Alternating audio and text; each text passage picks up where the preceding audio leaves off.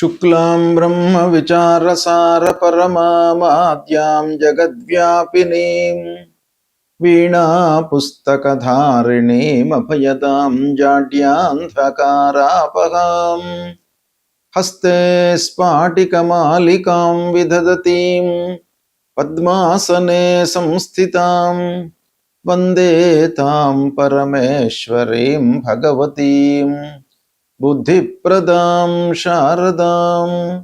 శ్రీ మహాగణాధిపతయే నమః. శ్రీ మహాసరస్వత్యై నమః. శ్రీ గురుభ్యో నమః. జూలై మాసంలో గోచార ఫలితాలు ఎలా ఉన్నాయో తెలుసుకుందాం. జూలై మాసం శ్రీ పరాభవనామ సంవత్సర నిజ జ్యేష్ఠ కృష్ణ పాడ్యమి బుధవారం నుండి ఆషాఢ కృష్ణ విదియ శుక్రవారం వరకు ఉంటున్నది. ఈ జూలై మాసంలో ఉన్నటువంటి గ్రహస్థితిని మనం చూసినట్టయితే సూర్యుడు 16వ తారీఖు వరకు మిథున రాశిలో సంచరిస్తున్నాడు. తదనంతరం కర్కాటక రాశిలోకి ప్రవేశించి మాసాంతం కూడాను కర్కాటక రాశిలో సంచరిస్తున్నాడు. బుధుడు 7వ తారీఖు వరకు కర్కాటక రాశిలో సంచారం, తదనంతరము వక్రగతిగా మిథున రాశిలోకి ప్రవేశించి మాసాంతం కూడాను మిథున రాశిలో సంచరిస్తున్నాడు. శుక్రుడు 4వ తారీఖు వరకు కర్కాటక రాశిలో సంచరిస్తూ 4వ తారీఖు నుండి మాసాంతం వరకు సింహరాశిలో సంచరిస్తున్నాడు. కుజుడు నెల మొత్తం కూడాను వృషభ రాశిలో సంచరిస్తున్నాడు. గురువు ఈ నెల మొత్తం కూడాను కర్కాటక రాశిలో ఉచ్చ స్థితిలో ఉన్నాడు. ఇక శనీశ్వరుడు ఈ నెల మొత్తం కూడాను మీన రాశిలో సంచరిస్తున్నాడు. రాహువు కుంభరాశిలో సంచరిస్తున్నాడు. కేతువు సింహరాశిలో సంచరిస్తున్నారు.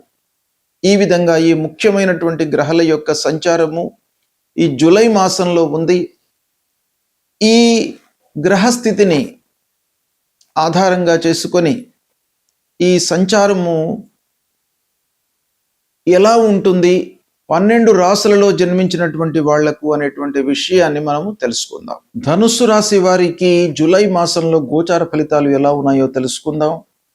ముఖ్యంగా ధనుస్సు రాశిలో జన్మించినటువంటి పురుషులకు ఫలితాలను చూసినట్టయితే ఈ మాసంలో సూర్యుడు సప్తమ అష్టమ స్థానాలలో సంచరిస్తున్నాడు, ప్రతికూలంగా ఉన్నాడు.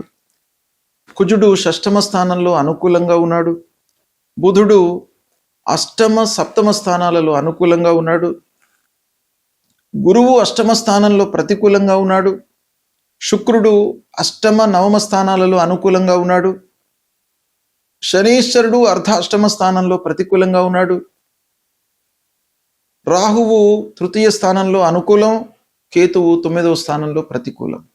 ఈ విధంగా స్థానాలలో ఈ ముఖ్యమైనటువంటి గ్రహాలు సంచరిస్తున్నాయి. తదనుగుణంగా ఈ స్థానాలకు అనుగుణంగా సమిష్టి ఫలితాలను మనం చూసినట్టయితే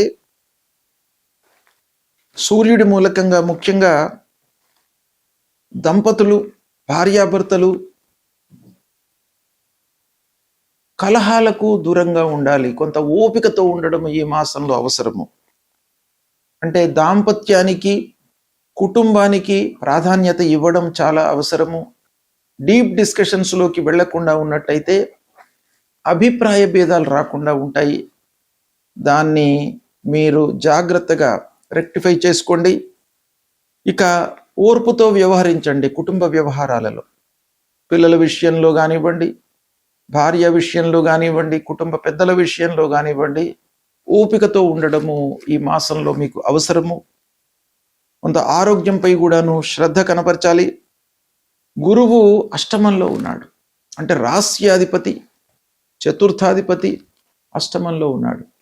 అష్టమం గోచార రీత్యా ప్రతికూలమైనటువంటి స్థానం కాబట్టి ఉచ్చస్థుడై ఉండడము, రాస్యాధిపతి, ఇది కొంత కలిసి వచ్చేటువంటి అంశమే అయినా కూడాను అష్టమ స్థానం ప్రబలంగా ప్రతికూలాన్ని కలిగించేటువంటి స్థానంగా మనకు శాస్త్రం చెప్పింది కనుక ఓవరాల్గా గురువు మూలకంగా కొన్ని మిశ్రమ ఫలితాలు ఉన్నాయి. అయితే ఆకస్మికమైనటువంటి పనులు, ఆకస్మికమైనటువంటి ఖర్చులు, ఆకస్మికంగా కొంత రావడము, ఈ రెండు కూడాను మీకు జరిగే అవకాశాలు ఉన్నాయి. ఇకపోతే కుజుడి మూలకంగా మటుకు మీకు శత్రువులపై విజయము పొందుతారు. హాని తలపెట్టేటువంటి వాళ్ళ మూలకంగా మీకు మంచి జరుగుతుంది. ఎవరైతే మీ గురించి నెగిటివ్ ఆలోచనతో ఉన్నారో వాళ్ళ మూలకంగానే మీకు మంచి జరిగే అవకాశాలు ఉన్నాయి.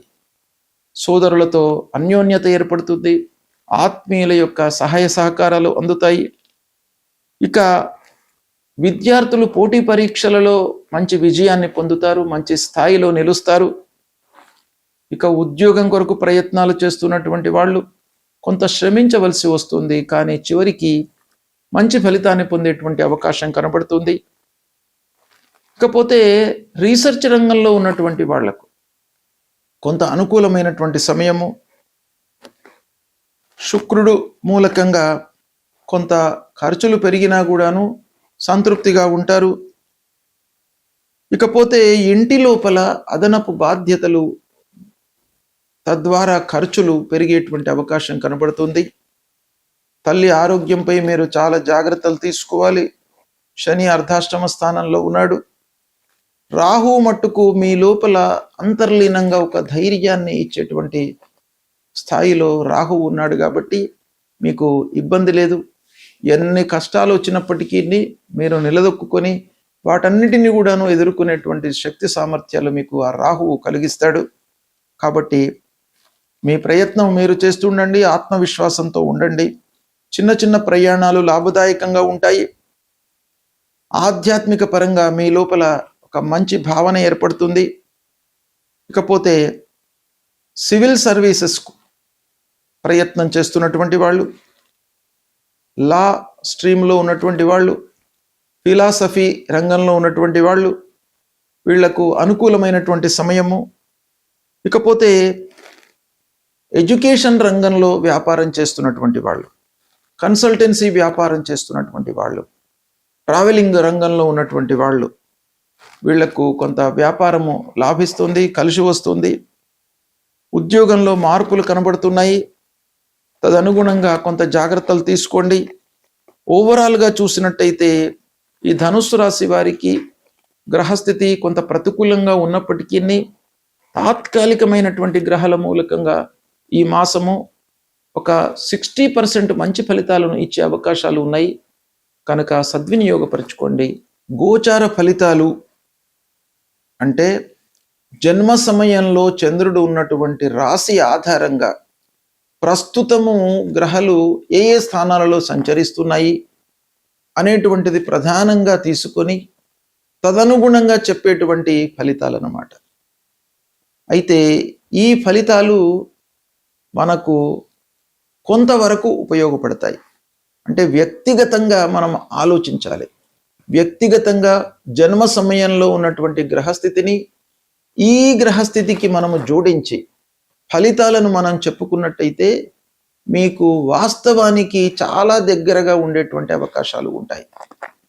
కాబట్టి ఇంకా సూక్ష్మమైనటువంటి ఫలితాల కొరకై వ్యక్తిగత జాతకాలను క్రోడీకరించి మీరు చూసుకోవడం అవసరము. అయితే గోచార రీత్యా ప్రతికూలంగా ఉన్నటువంటి గ్రహాల విషయమై మీరు పరిహారాలు చేసుకోవాలి. ముఖ్యంగా శుభగ్రహాలు, అందున దేవగురువు బృహస్పతి ప్రతికూలంగా ఉన్నప్పుడు మనం తప్పకుండా పరిహారాలు చేసుకోవాలి. గురువు నిమిత్తమై దత్తాత్రేయ స్వామిని కొలవడము, దక్షిణామూర్తి స్తోత్ర పారాయణం చేయడము, తర్వాత గురువుకు సంబంధించినటువంటి మూలమంత్రాన్ని చదువుకోవడం, శనిగలు, పసుపు పచ్చ వస్త్రము ఇవి దానంగా ఇవ్వడము చాలా ముఖ్యం. గురువు నిమిత్తమై మీరు తల్లిదండ్రులను సేవించండి. ప్రతినిత్యం కూడాను తల్లిదండ్రులకు నమస్కారం చేసుకోండి. వాళ్ళ యొక్క ఆశీర్వచనం మూలకంగా మీకు గురువు యొక్క అనుగ్రహం కలుగుతుంది. ఇక రెండవది శనేశ్వరుడు. శని ప్రతికూలంగా ఉన్నప్పుడు మీరు శనికి సంబంధించినటువంటి స్తోత్రాలు, ఆంజనేయ స్వామికి సంబంధించినటువంటి స్తోత్రాలు చేసుకోండి. హనుమాన్ చాలీసా చదవండి. శనికి సంబంధించినటువంటి మూల మంత్రం నీలాంజన సమాభాసం రవిపుత్రం యమాగ్రజం ఛాయా మార్తాండ సంభూతం తం నమామి శనైశ్చరం అనేటువంటి ఈ మూల మంత్రాన్ని ప్రతినిత్యం కూడాను చదువుకోండి. నల్లని నువ్వులు, నల్లటి వస్త్రము, ఇనుప ముక్క, నువ్వుల నూనె ఇది దానంగా ఇవ్వండి. శనైశ్చరుడికి నువ్వుల నూనెతో అభిషేకం చేయండి. ముఖ్యంగా ఏల్నాడు శని రన్ అవుతున్నటువంటి వాళ్ళు, అష్టమ శని, అర్ధాష్టమ శని ఉన్నటువంటి వాళ్ళు తప్పకుండా ఈ తైలాభిషేకం చేసుకోండి. తర్వాత రాహువు, కేతువు ఈ గ్రహాలు కూడాను ప్రధానంగా మనకు ఫలితాలపై ప్రభావం చూపిస్తాయి గనక రాహుకేతుల నిమిత్తమై అమ్మవారిని పూజించండి, దుర్గామాతను పూజించండి. కేతువు నిమిత్తమై గణపతిని స్మరించండి. నిత్యము గణపతి దేవాలయానికి వెళ్ళండి, అమ్మవారి దేవాలయానికి వెళ్ళండి. ఇక ప్రధానమైనటువంటి గ్రహము సూర్యుడు. మీకు ఆరోగ్యాన్ని, శారీరక సౌఖ్యాన్ని, మానసిక రుగ్మతలు లేకుండా మిమ్మల్ని కాపాడేటువంటి గ్రహము సూర్యగ్రహము.